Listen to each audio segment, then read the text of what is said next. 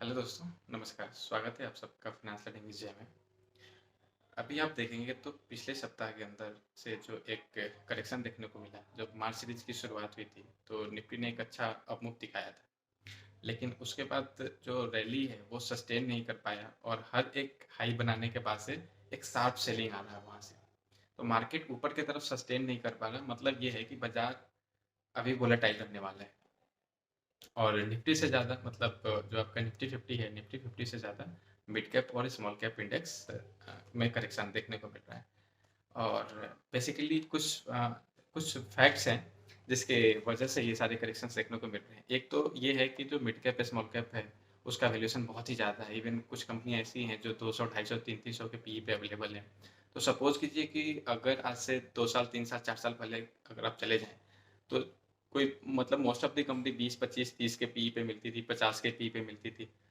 लेकिन ऐसा क्या हो गया जो कि 250, 300, 350 के पीई पे कोई कंपनी अवेलेबल है? तो इसके पीछे एक रीज़न तो ये भी हो सकता है कि उस कंपनी के पास आने वाली अपॉर्च्युनिटी हो, उसका अर्निंग ग्रोथ हो। लेकिन वो अर्निंग ग्रोथ विज़िबल होना चाहिए। वो इस क्वार्टर में नहीं तो अगले क्वार्टर, इस क्वार्टर में नहीं तो उसके अगले क्वार्टर में आना चाहिए। अगर नहीं आता है तो ये जो हाई पीई है, बहुत टाइम तक सस्टेन नहीं रहता। दूसरा रीज़न ये भी हो सकता है कि जो लिक्विडिटी है, अगर लिक्विडिटी काफ़ी ज़्यादा चेज़ करेगा, तो प्राइस में एप्रिसिएशन ऐसे ही मतलब अनाप-शनाप तेज़ी आती है। तो कुछ एक रीज़न्स हैं, जो आज हम लोग इसके अंदर डिस्कस करेंगे। तो देखिए ऐसा सुनने में आ रहा है कि पिछले 2-3 दिनों से कुछ कुछ महादेव ऐप करके है, बेटिंग ऐप था। तो ऐसा माना जा रहा था कि महादेव ऐप के थ्रू लोगों का पैसा मार्केट के अंदर लग रहा था। तो ये भी एक रीज़न था कि मिड कैप, स्मॉल कैप के अंदर करेक्शन आने का रीज़न था। दूसरा एक और ऐसा चैनल था, जेनिथ मल्टी ट्रेडिंग डीएमसीसी का इन्वॉल्वमेंट। ये एक कोई कंपनी है जो इन्वेस्ट करती है, लेकिन इनके पास एक बल्क अमाउंट में पैसा आता था और ये पैसा ये मिड कैप, स्मॉल कैप के अंदर डालते थे। अब मान लीजिए कि जिनका इक्विटी साइज़ ही छोटा हो और उसके अंदर बहुत ज़्यादा पैसा अगर आप पुट करेंगे, तो सडनली उसके अंदर 20-20, 30-30% की तेज़ी आ जाती है, मतलब सर्किट लगना शुरू हो जाता है। तो ऐसा न्यूज़ था, हालाँकि बहुत सारी कंपनियों ने इसको बताया है कि नहीं, हमारा इन दोनों कंपनियों के साथ किसी तरीके का कोई इन्वॉल्वमेंट नहीं है। जब वो अपने कंपनी का शेयर होल्डिंग पैटर्न इन्होंने देखा, तो ऐसा इन्फॉर्म किया एक्सचेंज को, लेकिन ऐसा न्यूज़ है, जिसके वजह से मिड कैप, स्मॉल कैप में एक करेक्शन देखने को मिल रहा है। तीसरा रीज़न ये भी है कि जो सेबी है, सेबी ने ये कहा है, जितनी भी एएमसी कंपनियाँ हैं जो म्यूचुअल फंड स्कीम लेके लॉन्च मतलब ऑपरेट करती हैं, जैसे एसबीआई हो गया, मिराई एसेट हो गया, क्वांट हो गया, मतलब ये सारी, कि आप अपने एसेट का मतलब जो भी आपके पास स्कीम है, आप उसका स्ट्रेस टेस्ट करो। अब उसका स्ट्रेस टेस्ट का मतलब ये होता है कि आपके पास अगर ब्लू चिप है, आपके पास मिड कैप फंड है, आपके पास स्मॉल कैप फंड है। हालाँकि ये जो स्ट्रेस टेस्ट है वो मिड कैप, स्मॉल कैप में ही करने को बोला गया है, ये ब्लू चिप में नहीं कहा गया है। तो स्ट्रेस टेस्ट में होता क्या है कि अब ये जो कंपनियाँ हैं, जो एएमसी कंपनियाँ हैं, वो क्या करेगी? उनको ये स्टडी करके बताना होगा सेबी को कि हमारे पास सपोज़ कीजिए कि हमारे पास अगर 40,000 करोड़ का कोई स्मॉल कैप का फंड है, तो अगर हम पूरे फंड को रिडीम करें आज का आज अगर करना चाहें, तो वो करते-करते मुझे कितना टाइम लग सकता है? क्यों? क्योंकि शायद हो सकता है कि सेबी ये जानना चाहती हो कि सपोज़ कीजिए कि आपके पूरे फंड का रिडेम्पशन अगर आज आ गया, तो फिर आप कहाँ से लोगों का पैसा देंगे, कैसे देंगे? वो करते-करते आपका कितना टाइम लगेगा? क्यों? क्योंकि जो स्मॉल कैप है और मिड कैप है, उसके अंदर एक सर्किट होता है कि अगर मान लीजिए कि आपके पास कोई ऐसी कंपनी है, जिसका सर्किट 20% का है, तो जैसे ही आप बेचोगे, या तो ऊपर का सर्किट लगेगा या तो नीचे का सर्किट लगेगा, उस दिन ट्रेडिंग बंद। तो चूँकि उनका इक्विटी साइज़ छोटा होता है और एएमसी के अंदर जो होल्डिंग होती है, वो काफ़ी बड़ी होती है, जैसे 30,000 करोड़, 40,000 करोड़ इस तरह की। तो जब वो अपने शेयर को एग्ज़िट करेंगे, तो उसमें टाइम लगेगा। सॉरी। तो उसमें टाइम लगेगा। तो स्ट्रेस टेस्ट में यही बताया गया है, एसएबी ने पूछा है कि आप स्ट्रेस टेस्ट करके बताइए कि आप अपने फंड से अगर फुल्ली एग्ज़िट करेंगे, तो आपको एग्ज़िट होने में कितना टाइम लगेगा? तो तीसरा रीज़न तो ये हो गया। और इसके अंदर एक और बात है कि सेबी ने ये भी बोला है कि अब जो आप लमसम पैसा लेते हैं लोगों का, वो अभी कुछ टाइम तक बंद कीजिए लेना। क्यों? क्योंकि वैल्यूएशन बहुत हाई है। अगर इस हाई वैल्यूएशन पे अगर इतना ज़्यादा पैसा या इतना ज़्यादा लिक्विडिटी अगर मार्केट के अंदर बना रहेगा और वो मिड कैप, स्मॉल कैप को चेज़ करेंगे, तो वैल्यूएशन कभी सस्ता नहीं होने वाला है, वैल्यूएशन महँगा ही रहेगा। तो एक तो हो गई कि लमसम वाली बात। इसके अंदर एक और बात है कि उन्होंने ये भी कहा है कि जो आप एसआईपी लेंगे, वो भी कंट्रोल्ड मैनर में लेंगे। ऐसा नहीं कि आप कुछ भी पैसा ले रहे हैं और फिर वो मार्केट के अंदर पुट कर रहे हैं। तो एक लिमिट लगाइए, 10,000, 20,000, 15,000 एक कैप ज़रूर फिक्स कीजिए, ताकि जो लिक्विडिटी हो, वो थोड़ा कंट्रोल्ड वे में मार्केट के अंदर इन्फ्यूज़ हो। उसके बाद अगर हम चौथी बात करें, तो चौथा पॉइंट ये भी आ सकता है कि मार्च का महीना है। मार्च के महीने में हर कोई अपना बुक कीपर अकाउंट क्लोज करना चाहता है, चाहे वो ट्रेडर हो या इन्वेस्टर हो, और प्रॉफिट तो इतना बना है। तो प्रॉफिट बना है तो कुछ तो प्रॉफिट बुकिंग आएगी ही आएगी, क्योंकि उन्हें भी तो अपने प्रॉफिट को घर ले जाना है। तो एक रीजन ये भी हो सकता है कि प्रॉफिट आ रहा है तो वो प्रॉफिट की बुकिंग कर रहे हैं। इसके अंदर एक और जो पांचवा रीजन है, वो ये भी हो सकता है, क्योंकि जैसे सपोज कीजिए कि मेरे पास अगर 100 रुपीज़ का प्रॉफिट आ रहा है और 20-30% तो 20-30 रुपीज़ का किसी अंदर स्क्रिप्ट के अंदर अगर लॉस आ रहा है, तो मैं क्या करूँगा, प्रॉफिट तो बुक करूँगा ही करूँगा, लॉस को भी बुक करूँगा। वो इसलिए करूँगा क्योंकि ये हमारे टैक्स प्लानिंग का पार्ट होगा। मतलब कि टैक्स यानी कि ये जो होगा, ये टैक्स लॉस हार्वेस्टिंग बोलते हैं इसको। तो इससे क्या होगा कि आप अपने आपका जो एक विनर है, मतलब आप कोई ऐसा स्टॉक है, ऐसी ऐसी कंपनी है जो काफ़ी अच्छा ग्रोथ दे चुका है आपके पोर्टफोलियो के अंदर, तो वो तो आप प्रॉफिट बुक कर लिया आपने। लेकिन कुछ ऐसा भी कंपनी है जो कि आपने लिया, मगर अब लग रहा है कि अरे यार, ये तो हमने गलती कर दी लेके अपने पोर्टफोलियो के अंदर। तो अब आप उसको क्या, आपके पास एक अपॉर्चुनिटी होता है कि आप उसको स्क्वायर अप कर दें, और स्क्वायर अप करके आपका जो प्रॉफिट है वो इस लॉस के साथ सेटअप हो जाएगा, जिसकी वजह से कैपिटल गेन बचेगा और आपके पास जो लिक्विडिटी है वो बढ़ जाएगी। मतलब कि हमारे पास सपोज कीजिए कि 100 रुपए का ऐसा शेयर है जो 100 रुपए का प्रॉफिट दे रहा है, तो हम तो या तो हम फुली एग्जिट कर जाएंगे पूरे 200 रुपए से, या तो हम 100 रुपए को एग्जिट करेंगे और 50 रुपए प्रॉफिट वाला पार्ट ले लेंगे। लेकिन ऐसा भी शेयर है जो 100 रुपए का है और वो 80 बन गया, मतलब 20 रुपए में लॉस में हो, तो मैं उस 80 रुपए को भी बुक करके निकलूंगा। उससे क्या होगा कि मेरे पास जो कैश का क्वांटम है ना, वो 80 रुपए से बढ़ा हुआ दिखेगा। तो ये भी एक रीजन है। और एक और रीजन की बात करें, जिसके अंदर आता है कि इलेक्शन ईयर है, तो इलेक्शन ईयर में मार्केट वोलेटाइल रहेगा, क्योंकि हर किसी को एक एक प्रोबेबिलिटी होती है कि ठीक है, पता नहीं किस पार्टी की सरकार बने। तो जब तक रिजल्ट आ नहीं जाता, तब तक मार्केट में इसी तरीके से अप एंड डाउन होता रहेगा।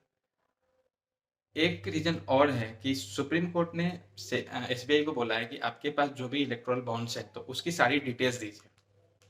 यानी कि अगर इलेक्ट्रल बॉन्ड्स का डिटेल अगर सुप्रीम कोर्ट के पास जाता है और सुप्रीम कोर्ट इसको अगर अगर मीडिया के थ्रू या फिर किसी चैनल के थ्रू अगर पब्लिश करती है, तो उसके अंदर क्या होगा कि लोगों के माइंड में एक अवधारणा क्रिएट होगी कि गवर्नमेंट के पास बेसिकली जो इलेक्ट्रल बॉन्ड्स के थ्रू जो पैसा है, वो ज़्यादातर रूलिंग पार्टी को ही आता है। तो रूलिंग पार्टी के पास जो भी पैसा आया, वो बिजनेसमैन के कॉर्पोरेट हाउस से आया होगा। तो लोगों के अंदर एक एजम्पशन बन सकता है कि अरे यार, अगर किसी एक्स पर्सन को कोई कॉन्ट्रैक्ट मिला या एक्स पर्सन को कोई गवर्नमेंट का प्रोजेक्ट मिला, तो इसीलिए मिला क्योंकि उन्होंने इतने अमाउंट का इन्होंने डोनेशन सरकार को किया था। तो इस डाटा का यूज ऑपोजिशन भी उठा सकती है। तो हो सकता है कि जो 400 पार की बात अगर बीजेपी कर रही है, तो हो सकता है कि वहां पे थोड़ा सा डेंट आए। तो ये भी एक रीजन हो सकता है। लेकिन इन सारी चीजों को अगर हम डिस्काउंट कर लें, तो अल्टीमेटली जो आपका वैल्यूएशन है, जो आपका मैनेजमेंट है, जो आपका बिजनेस है, वही प्रिवेल करता है। तो अगर आपको कोई थ्रोवे वैल्यूएशन पे कुछ ऐसा चीज मिले जो कि आगे आने वाले टाइम में उसकी आरओई देखेंगे कि 20% से ज़्यादा है, अगर टॉप लाइन ग्रोथ 20% से ज़्यादा है, तो शायद मुझे लगता है कि ऐसी कंपनियों को जरूर अपने पोर्टफोलियो में रखना चाहिए। इवन कि अगर करेक्शन है तो उसका यूज भी करना चाहिए एवरेज आउट करने में। क्योंकि ऐसा नहीं है कि सारी कंपनी एक साथ महंगी हो जाती है या फिर सारी कंपनी एक साथ सस्ती हो जाती है। बहुत सारी कंपनियां ऐसी हैं अभी भी, जो कि आपको एक अच्छा, मतलब फंडामेंटल के साथ, एक अच्छे बिजनेस अप्रोच के साथ, और इस करेक्शन के अंदर 30-30, 40-40% टूट चुकी हैं अपने हाई से। तो वहां पे एक अपॉर्चुनिटी बन रहा है। तो इन सारी अपॉर्चुनिटी को हमें इस हिसाब से देखना है। कि आपके पास जो भी स्टॉक्स हैं, जो भी कंपनियाँ हैं, जो भी पोर्टफ़ोलियो के अंदर कंपनियाँ हैं, तो उसको आप इवैल्यूएट कीजिए। जाइए देखिए कि उसका फंडामेंटल क्या है। वो किस हिसाब से आने वाले टाइम में अर्निंग ग्रोथ दे सकती है, किस हिसाब की अपॉर्च्युनिटी है उसके अंदर, किस हिसाब से मैनेजमेंट अपने आप को पोजीशन करके बैठा है कि हाँ, आने वाली अपॉर्च्युनिटी को कैसे वो लेगा। मतलब उसका डिलीवरी कैसा रहने वाला है और ये सारी चीज़ें आप उसका मैनेजमेंट रिपोर्ट आप देख सकते हैं अगर आप एआर पढ़ेंगे, आप उसके बैलेंस शीट को पढ़ेंगे, आप उसके पी&एल को पढ़ेंगे तो। तो अगर आप इन सारी चीज़ों को कंसिडर करेंगे ना, तो आप हम सब ये बोल सकते हैं कि हाँ, ठीक है, इलेक्शन के टाइम तक बाज़ार ऐसा ही रहने वाला है। हाँ, अब इसमें अब आपको देखना है कि कहाँ पे अपॉर्च्युनिटी है और आप इस अपॉर्च्युनिटी को कैसे आप अ, अपने लिए इसका यूज़ कर रहे हैं। तो डेफ़िनेटली इन चीज़ों का यूज़ ही करना चाहिए और होता क्या है कि अगर आपको कोई चीज़ ₹100 को सौ सौ ₹100 पे अगर आपने देखा, आपको लग रहा है कि नहीं अच्छा है, लेकिन आप नहीं लोगे। आप कब लोगे जब वो 120, 130, 140 चला जाएगा। फिर अगर वो रिटेस्ट करने आएगा तो वहाँ पे आपको लगेगा कि यार लगता है कि मैं फँस गया। आप फिर वहाँ निकल जाओगे। लेकिन जैसे आप निकलोगे वो फिर आगे की जर्नी अपना स्टार्ट कर देता है। तो कभी भी इस तरीके का अगर पैनिक सिचुएशन हो, तो अपने पोर्टफोलियो को बिल्कुल ज़ीरो नहीं करना चाहिए। वो आपको एक बड़ा डेंट देके चला जाता है। क्योंकि जितना जल्दी पैनिक आता है ना, तो उस पैनिक के अंदर क्या होता है जो हाईली लिवरेज्ड पोर्टफोलियो है ना, वो जल्दी वो लोग एग्जिट करते हैं उससे। क्यों? क्योंकि वो कहीं से फंडिंग लेके कर रहे होते हैं या फिर उनका शॉर्ट टर्म का एक व्यू होता है। तो जो पैनिक सेलिंग इसी वजह से आती है कि जो लिक्विडिटी है, जो मार्केट के अंदर लगा हुआ है, बहुत सारा एक एक लार्ज जो एक परसेंटेज है, वो कहीं न कहीं से लिवरेज्ड होती हैं। इस वजह से पोज़ीशन जैसे स्क्वायर ऑफ होता है, तो वहाँ से पैनिक सेलिंग आती है। तो उस पैनिक सेलिंग में ज़रूर अवॉइड करना चाहिए। आप स्क्रीन बंद कर दीजिए, आप कुछ मत देखिए, आप उतने टाइम तक कुछ और कर लीजिए लेकिन स्क्रीन मत देखिए। अगर आप स्क्रीन नहीं देखेंगे, तो आप बच जाएँगे। स्क्रीन देखते रहेंगे, तो आप नहीं बचेंगे। और कभी भी अगर आपको इन्वेस्टमेंट करना है, तो आपको खुद से स्टडी करना चाहिए, खुद से बिज़नेस को पढ़ना चाहिए, समझना चाहिए और हमेशा लॉन्ग टर्म के लिए इन्वेस्ट करना चाहिए। इससे क्या होता है कि जैसे आप लॉन्ग टर्म के लिए इन्वेस्टमेंट करते हैं ना, तो आपका जो ये करेक्शन वाला जो फेज़ है, ये एक रिस्क है। वो रिस्क उसके अंदर फैक्टर्ड इन हो जाता है और आप देखोगे कि लॉन्ग टर्म के अंदर तकरीबन रिज़ल्ट अच्छे ही आते हैं। क्योंकि ये शॉर्ट टर्म में ये सारी जो चीज़ें हैं ना, इसको समझ पाना, भाँप पाना बड़ा मुश्किल है।